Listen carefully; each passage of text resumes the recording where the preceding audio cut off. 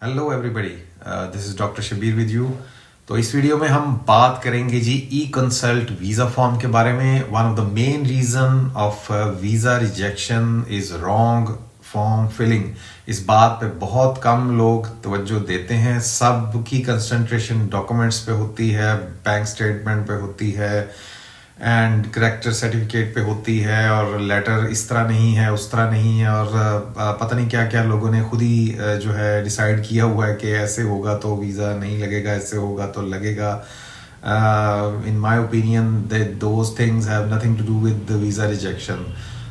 In my opinion one of the main reason जो मैंने देखा है, लोग फॉर्म फिल करते हैं उसमें एक जगह पे गलती करते हैं। ज़्यादातर जो लोग पैसे दे के भी फिलिंग कराते हैं फ्रॉम सम कंसल्टेंट, तो उनको भी बहुत कम लोगों को इस बात का पता है, जो कि आगे चल के आपको मैं एक्सप्लेन करूंगा during practical filling of the form. तो इस वीडियो को एंड तक देखिए, because I will fill form of some client, और हम फिजिकली सब जो पॉइंट्स हैं उससे गो थ्रू करेंगे और देखेंगे वन बाय वन कि कैसे क्या इन्फॉर्मेशन कहाँ डालनी है और कौन सी इन्फॉर्मेशन नहीं डालनी। तो इस वीडियो के दो पार्ट्स होंगे जी। फर्स्ट पार्ट में हम पहला पार्ट जो एप्लीकेशन का है उसको फिल करेंगे। उसके बाद जब वर्क परमिट वैलिडेट हो जाएगा तो नेक्स्ट लिंक पोलैंड एम्बेसी हमें सेंड करती है वो मज़ीद फॉर्म को कंप्लीटली फिल करने के लिए। तो वो भी पार्ट हम नेक्स्ट वीडियो में देखेंगे। इस वीडियो में हम पहला पार्ट देखेंगे and in next video we will fill the form completely. तो stay tuned, watch this video till end. Thank you.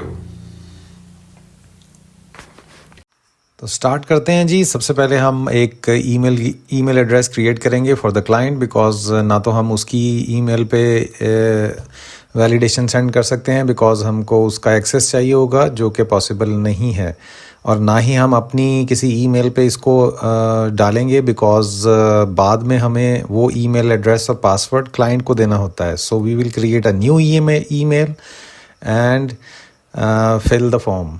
So let's start. और बहुत सारे कंसल्टेंट जो हैं वो अपनी ईमेल एड्रेस देते हैं और क्लाइंट को कुछ पता नहीं होता कि उसका जो प्रोसेस है वो कहाँ पहुंचा है। वो फेक स्क्रीनशॉट्स बना के उनको दे देते हैं कि आपका जो वर्क परमिट है वो वैलिडेट हो गया, हालांकि ऐसा नहीं होता, ना ही उनको किसी बात का पता चलता है। इसलिए अगर आप किसी कंसल्टेंट से ये काम करवा रहे हैं तो please ask him to create a new email, और उसका पासवर्ड आपके पास भी होना चाहिए ताकि आप उसको चेक कर सकें और देख सकें कि उसमें वैलिडेशन ईमेल आई है या नहीं आई है। तो चलते हैं जी। ये हमने ई कंसल्ट की वेबसाइट खोल ली है। इसमें जिस कंट्री में आपने अप्लाई करना है उस कंट्री का अल्फ़ाबेट, जो स्टार्ट लेटर है उस कंट्री का, वो सिलेक्ट करना है। सबसे पहले इसको इंग्लिश कर लीजिए ऊपर से, क्योंकि आप दूसरी लैंग्वेजेस में भी इसको देख सकते हैं। So we will convert it into English. और इसके बाद मैं यू में गया हूँ, बिकॉज़ हमारे क्लाइंट जो हैं वो यूएई में हैं और वहाँ पे एक ही एम्बेसी है पोलैंड की, that is in Abu Dhabi. तो इन्होंने यहाँ पे थोड़ी सी इन्फॉर्मेशन भी दी हुई है। और अब हम लेफ़्ट साइड पे नेशनल वीज़ा रजिस्टर फॉर्म पे क्लिक करेंगे। नेशनल वीज़ा रजिस्टर फॉर्म पे जब क्लिक करेंगे तो नीचे जो है हमें एक इमेज वेरिफिकेशन करनी होती है कि ये कोई रोबोट नहीं है, एक वाकई कोई ह्यूमन जो है ये फॉर्म फिल कर रहा है और ये कोई ऑटोमेटेड प्रॉम्प्ट नहीं है। तो अब ये मैं वेरीफाई कर रहा हूँ। इसके बाद ये टाइप ऑफ सर्विस में देखिए, we have to select national visa employment. Location तो ऑटोमेटिकली आ जाएगी। अगर उस कंट्री में 2-3 कॉन्सुलेट्स हैं तो अपने करीब वाली कॉन्सुलेट को आप सेलेक्ट कर लीजिए। ये एक जस्ट रिमाइंडर होता है और इसको आप पढ़ सकते हैं, और इसमें सारी डिटेल्स दी हुई है कि कैसे आपने इस फॉर्म को फिल करना है और इसके बाद क्या होगा।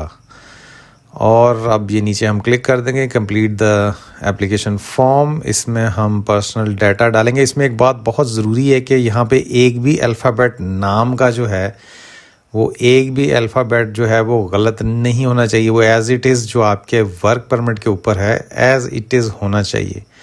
अगर एक भी अल्फ़ाबेट यहाँ पे गलत होगा तो जो आपकी एप्लीकेशन है, जो वर्क परमिट है, वो वैलिडेट नहीं होगा। इसका ये मतलब नहीं कि इट्स फेक। समटाइम्स लोग इसको गलत फिल कर देते हैं। ये जो हमारी क्लाइंट हैं, इन्होंने भी इसको फॉर्म को गलत फिल किया था और हमें ईमेल की कि आपने मुझे फेक वर्क परमिट दिया है और ये सब फेक है एक्सेट्रा।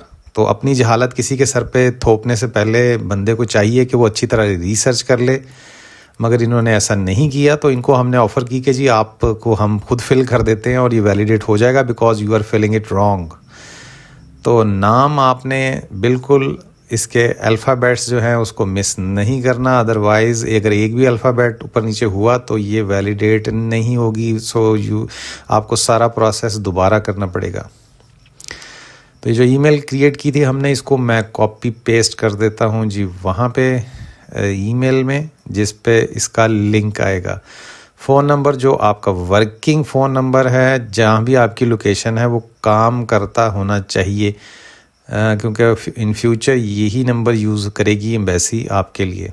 तो फ़ोन नंबर हम डाल देते हैं जो कि उन्होंने मुझे प्रोवाइड किया हुआ है।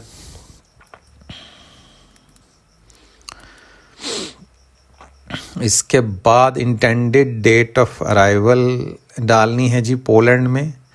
ये आप एक अंदाज़े से डाल सकते हैं, डज़ नॉट मैटर। ये कोई इतना बहुत कोई ज़रूरी नहीं है कि बिल्कुल ही एग्जैक्ट कोई हो इसमें, क्योंकि हमें पता भी नहीं है कि कब अपॉइंटमेंट मिलनी है और कब जो है आपने यहाँ से फ्लाई करना है या वीज़ा कब मिलना है। तो इसलिए हम एक अंदाज़े से हम आफ्टर 2-3 मंथ्स की डेट डाल देते हैं, क्योंकि अपॉइंटमेंट को एटलीस्ट 1-2 मंथ्स या इससे भी ज़्यादा लग जाते हैं। नोबडी नोज़ कितनी देर बाद अपॉइंटमेंट मिलेगी, किसी को कोई प्रेडिक्ट नहीं कर सकता। बट यहाँ तो हमने कोई डेट डालनी है, सो हम 1 साल की डेट इसको डाल देते हैं, क्योंकि जो वर्क कॉन्ट्रैक्ट होता है वो 1 साल का ही होता है। Doesn't matter if work permit is of 3 years। अगर 3 साल का भी है तो इससे कोई फ़र्क नहीं पड़ता। वर्क का कॉन्ट्रैक्ट हमेशा 1 साल का ही होता है।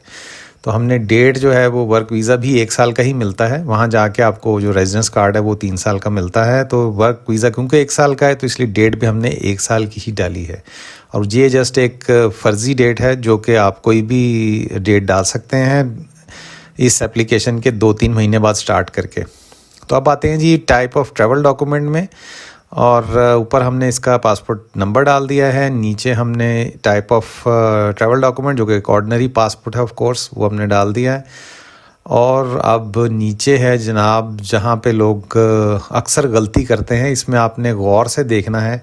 जहाँ मैं क्लिक कर रहा हूँ आपने वहाँ ही क्लिक करना है, क्योंकि यहाँ पे बहुत सारी ऑप्शंस हैं। हमने सिर्फ जो सेकंड नंबर पे है जिसमें ज़ज़्वलेनियन अपराध से लिखा हुआ है यानी कि वर्क परमिट, वहाँ पे आपने क्लिक करना है जो सेकंड नंबर की ऑप्शन है। ठीक है जी। पहले नंबर में जो है वो एक्सटेंशन के लिए है। अगर पहले से आपके पास वर्क परमिट है, आप उसको एक्सटेंड कर रहे हैं, उसके लिए सेकंड वाली पहली दफ़ा जब आप वर्क परमिट से अप्लाई कर रहे हैं, ज़ज़्वलेनियन अपराध से सुदोजेम्सा कहते हैं फॉरनर ना टेरिटोरिया on the territory of Poland, मतलब ये इसका मतलब है। और ये आपने इसको सिलेक्ट करना है। ठीक है जी। इसमें अक्सर लोग गलती करते हैं, इस वजह से भी जो है वो जो फॉर्म है वो नहीं सिलेक्ट होता। अब ये बड़ी इंपॉर्टेंट है जी। ये टाइप ए के साथ जो नंबर लिखा हुआ है that is your work permit number. जो कोई और नंबर्स हैं वो नंबर यहाँ पे नहीं डालने, ये वाला नंबर डालना है जो ऊपर आपके लिखा हुआ। ये ऊपर भी यही सेम नंबर होगा और नीचे भी यही नंबर होगा मेन के ऊपर। टाइप ए के आगे जो लिखा हुआ है 32050, ये इनका वर्क परमिट नंबर है। तो ये नीचे आपने वर्क परमिट का नंबर यहाँ पे डालना है। ठीक है जी। अब डेट ऑफ इशू की तरफ आते हैं जी। डेट ऑफ इशू भी बड़ी इंपॉर्टेंट है, जिसमें अक्सर लोग गलती करते हैं। इसमें एक ऊपर डेट लिखी हुई है और एक डेट इसके नीचे लिखी हुई है। ठीक है जी। अब इनमें से कौन सी डेट है जो इशू की डेट है, वो ये जो ऊपर लिखी हुई है that is your issue date. जो नीचे है वैलिडिटी, वो इशू डेट नहीं है, that is validity of your work permit. जो इशू डेट है ये ऊपर लिखी हुई है कि कब इशू हुआ, तो हम यहाँ पे ये वाली डेट डाल देंगे। ठीक है जी। और इसके बाद जो नेक्स्ट डेट होगी वो होगी वैलिडिटी कब तक है इसकी। ठीक है जी। ये डेट हम डाल देंगे।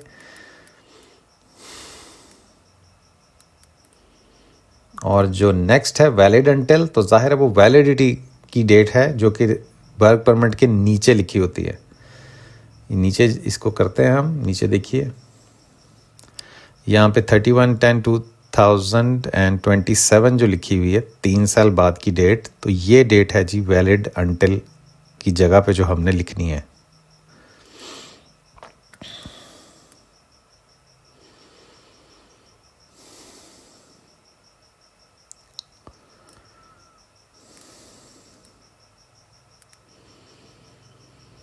अब आएंगे जी इशूड बाय। यहाँ पे भी लोग अक्सर गलती करते हैं। यहाँ पे जो डिपार्टमेंट ने जिस मतलब पोलैंड में बेशुमार वर्क ऑफिसेज हैं, हर वर्क ऑफिसेज का एक कोड है उस एरिया के लिए। तो ये कोड वर्क परमिट के अपर राइट कॉर्नर पे लिखा होता है।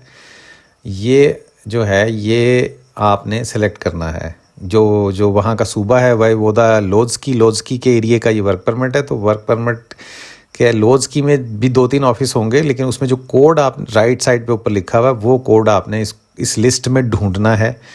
और ये ले जी मिल गया मुझे वो कोड। और उजोंद वाइवोड्सकी वो लोड्स है, मतलब जो वर्क ऑफिस है वही मतलब प्रोविंस ऑफ लोड्स में उसके अंदर जो वर्क ऑफिस है उसका ये कोड है। ठीक है जी। तो ये आपने, यहाँ भी लोग गलती करते हैं, तो ये भी आपने जो है उस लिस्ट में से करेक्ट सेलेक्ट करना है। अदरवाइज़ ये इस वजह से भी आपका जो एप्लीकेशन है वो वैलिडेट नहीं होगी और आपको ये सारा प्रोसेस दोबारा करना पड़ेगा। ठीक है जी। तो ये हो गया जी कंप्लीट। अब हम इसकी जो कंसेंट है इसको क्लिक कर देंगे, कंटिन्यू करेंगे और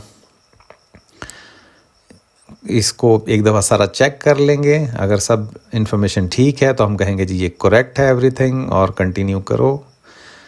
और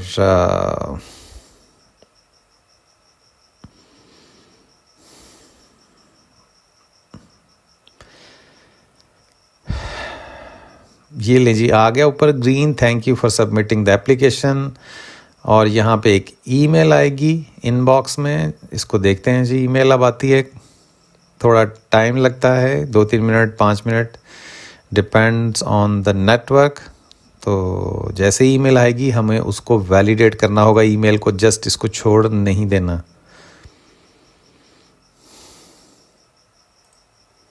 लें जी ईमेल आ गई है। Confirmation that your visa application has been registered. तो ये आ गई है जी कंफर्मेशन। अब हमने इसको एक्टिवेशन लिंक को लाजमी क्लिक करना है। अगर ये क्लिक नहीं करेंगे तो ये यूज़लेस हो जाएगी और ये डिलीट हो जाएगी। तो एक्टिवेशन लिंक पे क्लिक करेंगे तो फिर इसका बाद एक ईमेल आएगी जिससे कंफर्म हो जाएगा कि आपकी जो वीज़ा एप्लीकेशन है वो सबमिट हो गई है। और उसके बाद अक्सर 2-3 दिन 4 दिन लगते हैं, 5 दिन लगते हैं। तो वो एम्बेसी जो है वो वर्क परमिट और आपकी जो इन्फॉर्मेशन आपने डाली है उसको चेक करते हैं और चेक करने के बाद एक ईमेल सेंड करते हैं कि आपकी जो एप्लीकेशन है वो वैलिडेट हो गई है। देखें जी ये ईमेल आ गई है। इसको तकरीबन 3 दिन लगे थे। इसमें ये लिखा हुआ है कि जी पॉजिटिवली वेरीफाइड हो गई है आपकी वीज़ा एप्लीकेशन और आपके पास 18 घंटे हैं, 48 आवर्स हैं दोबारा जो है अगली जो इसका पार्ट है एप्लीकेशन का वो फिल करने के लिए। अगर वो फिल 48 आवर्स में नहीं करेंगे तो वो डिलीट हो जाएगा। ये प्रोसेस दोबारा करना पड़ेगा।